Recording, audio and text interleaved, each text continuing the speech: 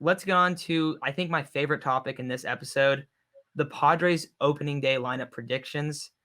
So my plan for this one is we've created a lineup together. Now it's not like a consensus agreement. Like we have some things we would all like individually want to change up, but I'm gonna go through slowly just what our options are at each spot in the lineup, and then we'll just discuss over that one. So number one, leadoff hitter, left fielder Tommy Pham. Go ahead, Isaac. What do you think about that? I told you guys I'm not a huge Tommy Pham fan.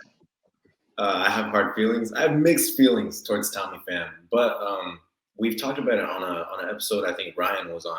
How often he gets on is going to be very important, considering Tatis and Machado are probably going to be after him. Those two guys, Tatis and Machado, are obviously our big hitters. They're going to be the guys that bring in the RBI, bring in all the runners, hit the base clearing doubles and everything. So if Tommy Pham can get on the way we know he can and the way we expect him to, him being the leadoff is completely justified. Yeah, I completely agree with it. I love his ability to walk, his great eyes for the strike zone. He makes the pitchers pitch a lot, and then when he gets on, he usually steals second and he doesn't get caught. He's a very good base runner. So having him set up to those 2, 3, 4 hitters is what I want. I put Pham at 1 every time. Yeah, I agree. I think without Grisham there, also they're going to be playing against Madison Bumgarner, so it makes more sense that Pham would lead off in this situation typically. But when they are going to go against righties, I think we might see Grisham in the 1 spot. But for opening day, I think you have to have Tommy Pham lead off.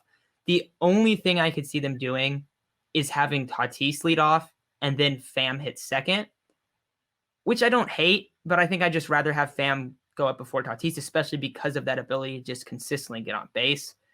Number 2 is Fernando Tatis. I think that you want him at 2. It's kind of interesting because when I grew up watching baseball, the best player would always hit 3, it felt like. And that's kind of changed. I remember the first time I really noticed it, I guess, was when the Yankees would always have Aaron Judge hit 2. And now it seems like it's pretty consensus that the best hitter hits 2. I think that just really just comes with the growth of analytics. But I like Fernando Tatis hitting 2. I think it gives him a great spot to hit, right before Machado and then hit right after Tommy Pham. So he has both the ability to drive in guys and then also get driven in from Machado, from other guys later on in the lineup. So I do like Tatis at number 2.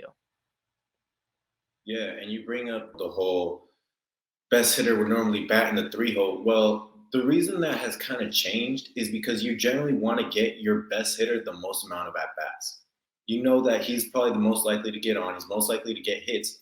And that would be different if our lineup didn't have guys like Machado and Myers and, Cronenworth and Grisham. That would be different. He would probably be batting 3. But you put Tatis at leadoff, you're going to be able to get, Machado's going to bring him in. Pham's going to bring him in. Hosmer sometimes will bring him in. Myers will bring him in. Like I said, that would change if our lineup wasn't as strong as it is. But here in our lineup, Tatis at 2 makes total sense. There's always that potential that Pham gets on and Tatis hits a 500-foot bomb. I think last year we had Tatis batting first, Machado batting second, Pham third, and Profar fourth. And we know that Profar is not going to back clean up. So, hopefully this changes a little bit this time against Bumgarner. Yeah, you guys practically covered it. You usually want your best hitter to get the most amount of bats, and that's going to be out of the 1 and 2 spots. Though I like Tatis hitting second just because, he has that ability to hit a home run, and usually if there's someone on base before him, and Pham can do that a lot, better to have a 2-run shot than a solo shot every single time. I feel like that's like the big argument. It's like, we're going to see a lot of leadoff home runs if Tatis is hitting first. But there's going to be a lot of times where Pham's going to be on if he's hitting second. So, and also the bottom of the lineup guys, we didn't really talk about that for Tatis, but if he's hitting 1 or 2 consistently, he's also going to have the ability to drive guys in from the bottom of the lineup. We saw that a ton last year with Jurickson Profar, especially when he was struggling because he would just walk so much. And it was like, how is Profar scoring so many runs, but he's hitting under 200 for like that first couple months? Like, do you remember that? Where it's just like, dude, how is he constantly being driven in? He like, you look at his slash line, you're like, this dude's terrible, but he's scoring run after run. So I do like him at 2.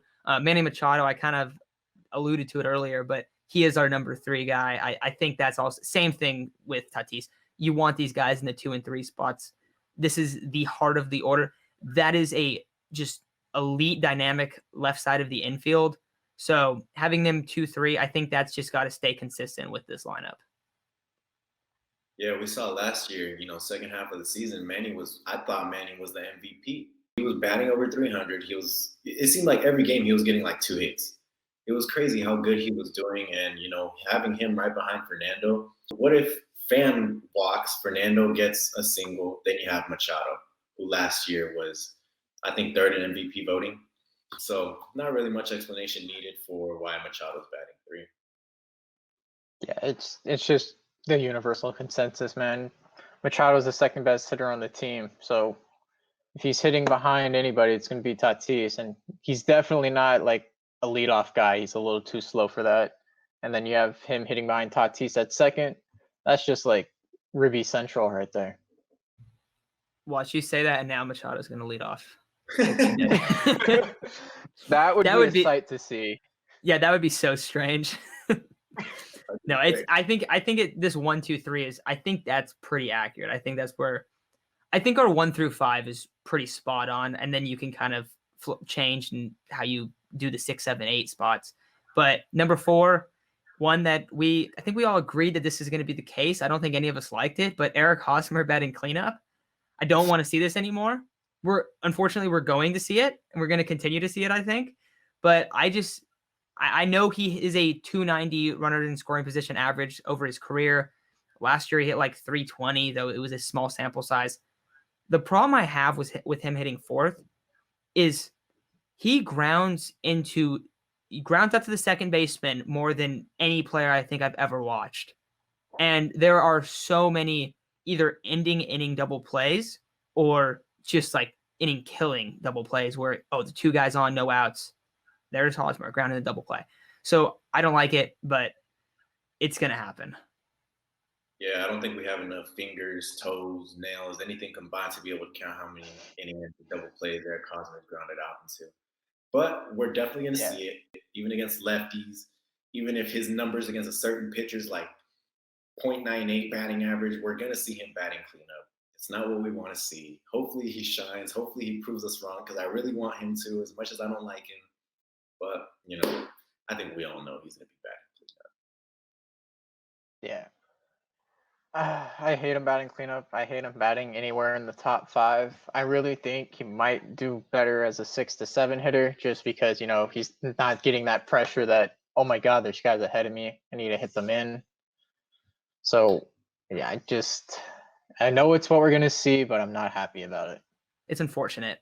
And if you are a Hosmer truther, I want to know why. I've heard some people coming out there saying like, hey, I like him at 4. And the biggest knock on Hosmer for us, like our frustration with him, has always been with the glove, just because he is consistently a well below average first baseman, even though he's a 4-time Gold Glove winner. I'm not going to rant about Hos anymore, though. So number 5, Will Myers. We got to keep him in the 5 spot. He just balled out last year in the 5 spot.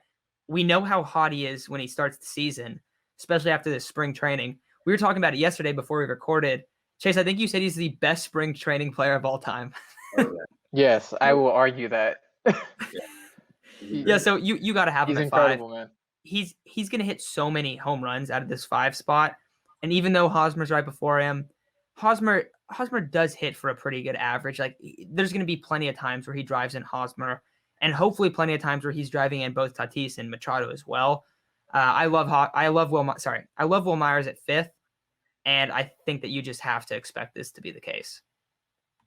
Yeah, Will Myers at 5th, it makes perfect sense. And I know, I personally want him to bat 4th. I know it's not right. And the reason I say I want him to bat 4th is because I know there's a lot of people that want him to bat 4th. But I think in terms of like a mental aspect, last year he had a really good season batting around 5th or 6th. That was probably the best version of Will Myers we've ever seen. I don't want to change that. Like, I know I just said I want him to bat 4th, but realistically, I want him staying right there, because even just looking at the lineup card, normally when you bat 5th and then suddenly you're batting 4th, you're like, oh, damn, I'm batting 4th now. It's like it's weird. So like I know baseball's weird, okay, but Will Myers batting fifth or sixth makes perfect sense. He does kind of strike out a bunch, but he also has a bunch of power. And when Will is on, dude, I don't know if there's many better hitters than him. Yeah, like as you were saying, when Will is on, he might just be the best hitter in the league, man. He hits fields, everything too. He's a threat on base. He's starting to walk more. He's cutting down his strikeouts a little bit. And we saw him when he's batting fifth or sixth, he's getting those pitches that he wants. Batting in the fourth spot, you might get a little bit more off speed thrown to you. But when Will gets his fastball, he rarely does miss. And so I'm hoping we can see, that kind of revitalized 2016 version of Will Myers this year when, he was an all-star. He was nearly a 30-30 candidate. I really do wish he would bat fourth. I'd want to see it, but he thrives out of that 5 and 6 hole. So there's not many times in season where he will not be 5 or 6. I think so as well. And also for Will Myers, you're talking about him going 30 and 30. I think there's a large chance that he hits 40 home runs this next season, just because we saw how well he did with seeing way more fastballs last year. And that's going to keep happening if you're hitting after Tommy Pham, Fernando Tatis, Manny Machado, Eric Hosmer, and Trent Grisham. So if he's at 5 and 6, he's going to consistently get guys on base, I think. A little bit weird with Hosmer in front of him in this lineup, but even Hosmer gets on base a lot. So all these guys are like, the lineup is built upon getting on base and hitting home runs. Will Myers does that at a very high level. I didn't even talk about the aspect of how much he gets on base, because he gets on base a lot. That's the one thing, even when he struggles, even in like the past when the Padres have had really bad teams and he's like the only good bat in the lineup, because we've seen that and we've seen him not flourish at all in that role, but he still consistently walks. And that's always been something that's really important to me. We've seen him go on like 0 of 20, I think, stretches, or like he'll go like 2 of 30 and stuff, but the walks are always consistent. So that part of his game is going to stay consistent. And I think this season we're going to see him have a much better year. If there's any guy that I'm saying like this is the guy that's going to make the biggest improvement from like their average season, I think it's Will Myers.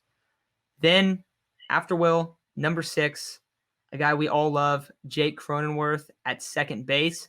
I think he definitely gets to start over ha-seong Kim in this one, just because Kim has not been that great in spring training, and it's going to take some time before he really advances and starts like getting a grasp of the MLB speed of pitchers that the pitchers are throwing. So I like Jake at 6. I think you got to play him here. I hope he continues to succeed at the MLB level, because last year, like, that was a big step. He's not some high-end prospect. He had hit for a high average in the minors, so I think there's reason to believe that that'll stay consistent. But Isaac, what do you think about the main man, Jake Cronengod? For anyone who's listened on Spotify before, you guys know we call him Jake Cronengod. It looks like he's going to be starting at second base, which I'm very happy about. I'm a huge Jake Cronenworth fan, and I think, he's very similar to kind of like Tommy Pham, Profar kind of thing. He always gets on base. He can hit for power. He can hit those base clearing doubles, and he's pretty consistent. I know towards the latter half of the season last year, he kind of died down a little bit, but that's just baseball. You're going to hit those slumps. Fernando died down too. So, Jake Cronenworth at 6, a guy who always, consistently gets on, who is pretty much a very good bat in our lineup. I like Cronenworth at 6. I like how you brought up Kim, Matt, because since you brought that up, it gave an idea to my head. The way that we can ease Kim into the MLB level of pitching is that we can let Cronenworth start against the top 3 pitchers, and then let Kim start 2 days in a row, facing the 4 and 5 pitchers, see how he does, and sort of ease him into the action. And then occasionally give Cronenworth like that, okay, you need that day off. We're going to let Kim start against the A's, see how he does, ease him into it. It's just an idea that I have. I don't know if it's going to be implemented, but you can't go wrong with Cronenworth at 6, and even then, Isaac was saying he could bat leadoff for if his Grisham is out for an extended period of time with his hamstring injury. Especially if we're going against righties, he could go leadoff. Yeah. I think that we might see that quite a few times. Number 7, Victor Caratini at catcher. Definitely going to be the opening day catcher, just because Yu Darvish is starting. So I think that one's kind of a given. If you guys don't know a ton about Caratini, just because he's pretty much been a backup catcher for his career, nothing like super spectacular about his hitting. Another guy though, he gets on base, and I love him in this lineup. I love him kind of at the bottom of the order. Maybe he gets bunted over or someone drives him in at the bottom of the lineup. But if not, if he's leading off the inning, he gets walked. We could see Tommy Pham or Fernando Tatis have a chance to drive him in. So I do definitely like this, having him at 7 just because he gets on base so much. Yeah, and that's kind of the regular throughout the lineup is that all these guys are able to get on base a lot. Personally, I don't know too much about Victor Caratini. I know that I think his career batting average is around 240 or 250. And, compared to last year when we had guys batting 100, that's incredible. That's like a godsend. So, Victor Caratini, if he's able to bat around that 240, 250, I think that's going to be a great presence in the lineup. And I think Chase brought up he is a switch hitter, so that's even better. Honestly, that's all we really need from our catchers is 240, 250, get on base, maybe hit the guy in front of you, and pass the baton. That's really all this bottom of the lineup is for. You got to pass the baton on to the next guy. So then for our final starter, we have Jorge Mateo, which definitely could be kind of controversial just because Tucupita's there. Jurickson Profar's there, even though none of us wanted to see him in center field opening day. That's a big no from us. I think Mateo starts just because he's going to be the most natural center fielder. I know he's a true shortstop, but he has the speed to play the position. He's projected to be a very good fielder in the MLB, and he's looked really good this spring. So I think that we're going to see him start in center field. Now, the question I have for you guys is, does he start at 8 or does he start at 9? I think he starts at 8, only because I haven't really seen the Padres really implement that pitcher at 8 very much. But hopefully it's something that Tingler might experiment with in the middle of the season or the latter half of the season or whenever, because I think it's pretty cool to have the pitcher at 8, especially when you can have someone like Mateo or Profar batting 9, and then you have Tatis or Pham coming up right after him. But Mateo at 8 makes a lot of sense. We brought up that Profar, we're not a big advocate of him playing center field. And it's very possible that he does play center field. But, Mateo's a better fielder. He's faster. He probably has a better arm. And he's really showed in spring training that he's made improvements. Yeah, personally, I would put Mateo at 9. I like the pitcher hitting at 8 just because, like Isaac was saying, if you have Mateo, then either Pham or Tatis right after him, it just gives more chances for the top of the lineup to bring in some guys that they may have not been able to before. So, and then even if there is, people on in front of the pitcher can just always bunt him over for the 9 spot. I'm just always for pitcher hitting 8 and then a batter hitting 9. I feel like we've started to see that happen more often. I remember like a few years ago, the only team I feel like ever that did it was the Cardinals, and they would just always have their pitcher hitting 8th, and no one else did. It was like just them, like solely like they're like, yeah, we have our pitcher hitting 8th. We're the only team that does this. We're just gonna rock with it. But I think for the Padres lineup, I think it makes a lot of sense to have the pitcher hit 8th and then have Mateo, Profar, whoever that 9 guy is, hitting 9th. Especially because the top of the lineup is really, really good. Like you have Tommy Pham, who's first of all, he's gonna see a lot of pitches. So just I guess a random scenario, you have Mateo at 9, he gets a hit. Then you have Tommy Pham, who's gonna work the count, and it doesn't even depend on whether or not he gets on base or advances that guy. But then you're gonna have Tatis up next, and this pitcher's already had a long inning every time that 9 hitter is able to get on. So I do think there's a point to be made there. I don't think they're gonna implement it on opening day, or I don't really think they're gonna implement it at all in this lineup. Especially because it does seem like the DH is on the way to the NL, so this probably won't be a future problem that the Padres have, but I do expect him to hit 8 on opening day. So that's where I stand on that. Overall, our lineup is Tommy Pham, Fernando Tatis, Manny Machado, Eric Hosmer, Will Myers, Jake Cronenworth, Victor Caratini, Jorge Mateo at either 8 or 9, and then Yu Darvish in that opposite spot. So that's going to do it for today's episode. If you're listening on YouTube, make sure to subscribe, make sure to like. If you're listening on podcast, make sure to do a rating and review and comment what you think about the lineup. If you're listening on a podcast, make sure to send that in the review. I think you can just like ask a question or display a comment.